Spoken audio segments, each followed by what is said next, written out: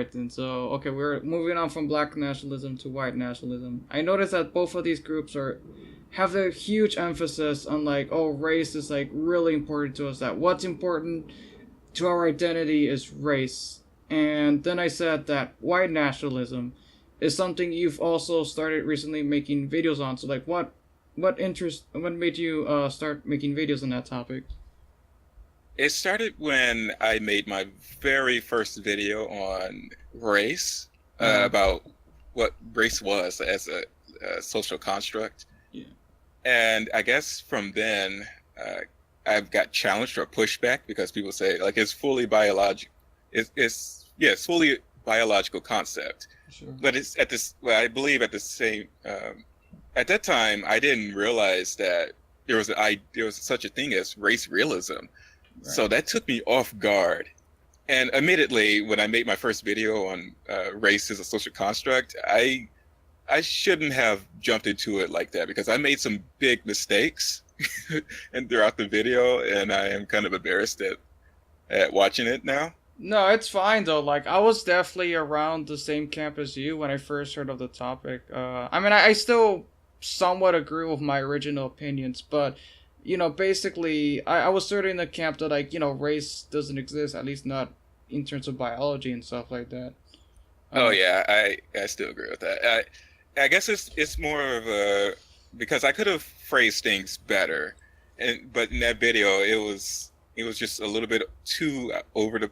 It's I don't know. It's like it's not addressing the core issues with well the core arguments that the racialists have.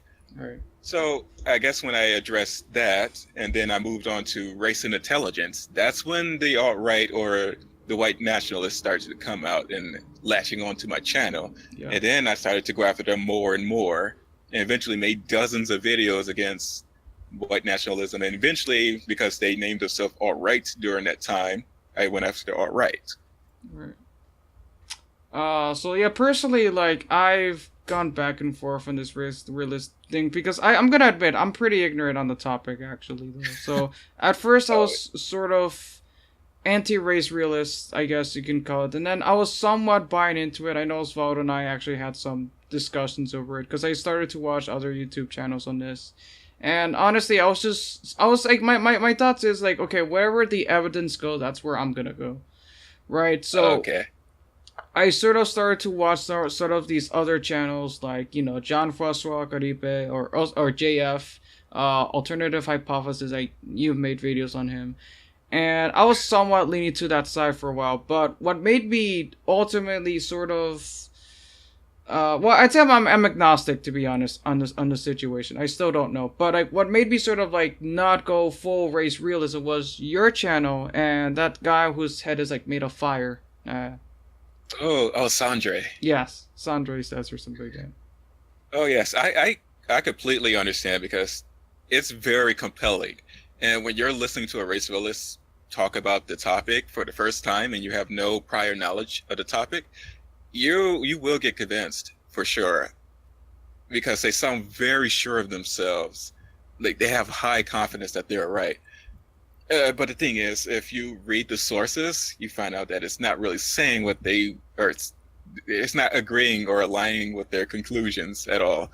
It's like they're just looking at the data from these studies Yeah. and extrapolating what they want from it instead of reading the entire study, like the abstract, the conclusions, the researchers' notes for context. Yeah. That's the thing. They're missing context with studies. Yeah. So I can Go on. yeah. You go ahead. No, I was just gonna say. In other words, you could say that many race realists might be cherry picking evidence. Yes, pretty much. It's that they're cherry picking it, and the thing is, the there's no conclusion on this topic. It can go either way when it comes to I guess intelligence. It's just that the probability of them being right is getting smaller and smaller with each new study that's coming out. Yeah. So, but the thing is, the possibility is still there. Yeah. But even I hold to the conclusion that even if it's true and even if they're right, I don't expect there to be this huge gap to the point where we have to change enact social policies based on race. Yeah, absolutely. And like one of my biggest concerns with race realists is that like it's really interesting that the majority of these race realists just so happen to be ethno nationalists. So Oh yes. I wouldn't be surprised if like these guys are basically have a huge confirmation bias. Yes, exactly. Like every time, like I give this, I say this in pretty much in all of my race realism videos. If you, why is it that most of you jump to the same conclusion? Okay, we're race realists, so therefore separation. Oh yeah.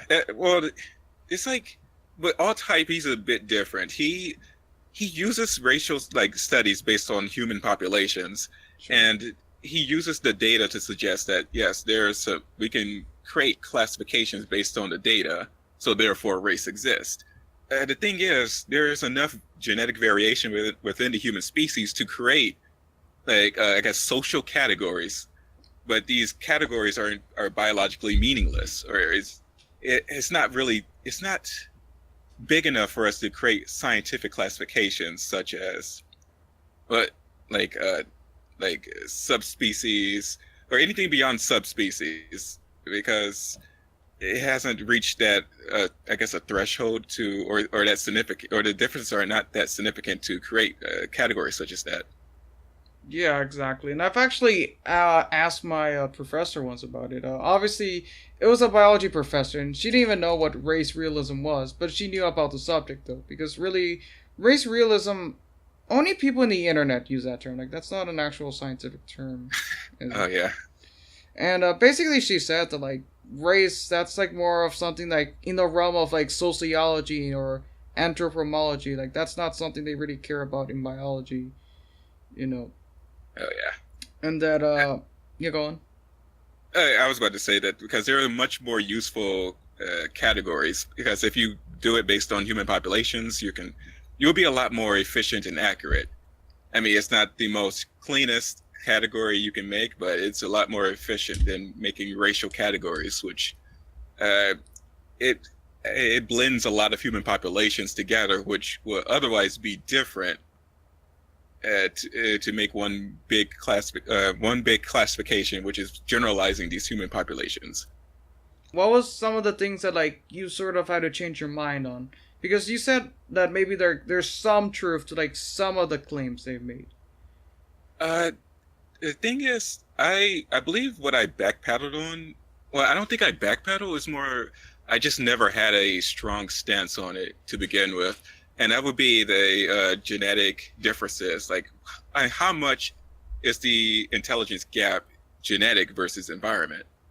I just we none of us should know because the data isn't conclusive yet. We just know that it exists, but we just don't know how much of it is genetic versus environment.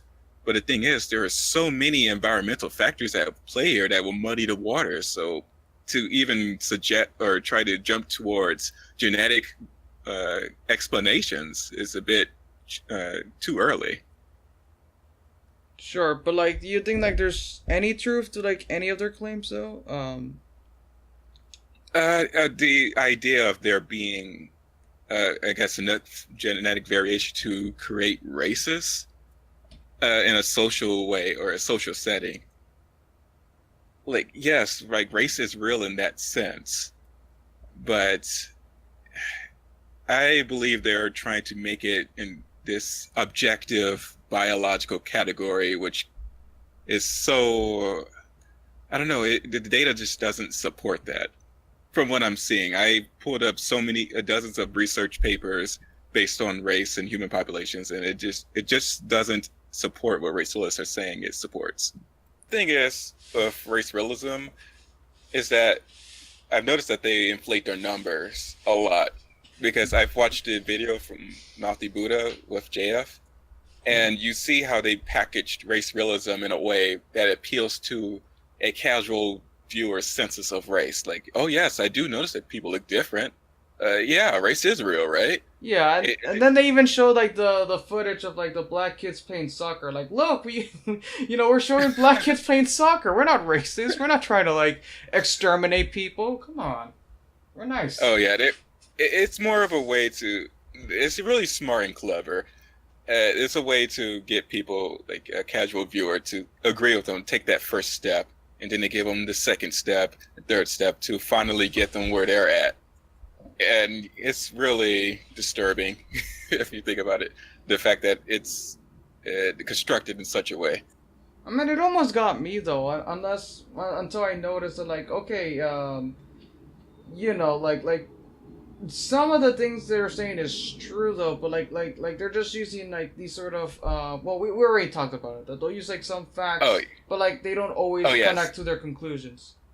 Oh yes. Oh, another thing that they have true 100% is the statistics. The statistics don't lie. It's true. Yeah, I Yeah, mean, of course. you Yeah. bring me to like the average whatever sub-Saharan African has an IQ of 70, the average European has an IQ of 100. Like, I can't really argue against that. I mean, I can say that, okay, Yeah. there's reasons for that, and it's not their Yeah. reasons, but like, I can't say, oh, IQ is whatever fake or whatever. Like, you know. Yeah.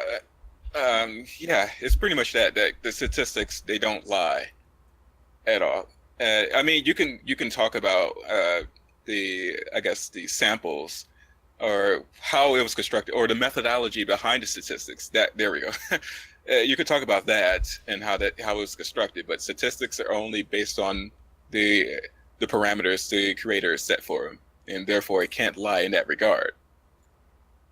All right, that's pretty good. So I think we can wrap it up here. Before we go, Black Lightning, do you have anything to say for any of these race realists out there?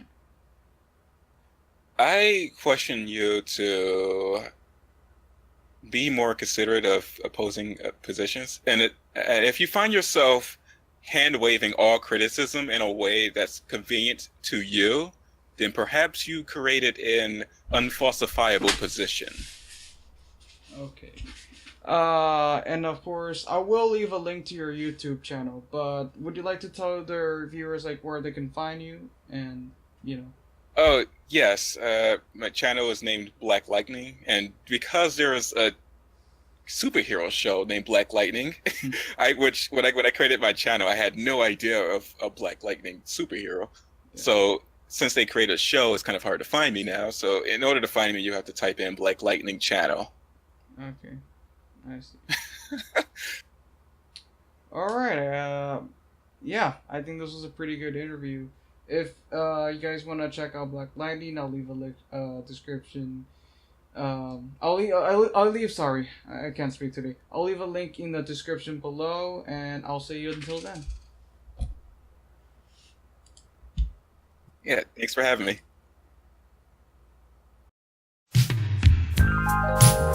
Thank you for tuning in on the Classy Liberal Podcast. If you'd like to receive updates on future podcast episodes, then consider giving me a follow on Twitter. If you like this podcast, then I recommend you check out my YouTube channel. I have other videos on many topics. If you really enjoy the show and would like to support me, then consider becoming a Patreon on my Patreon. Thank you very much.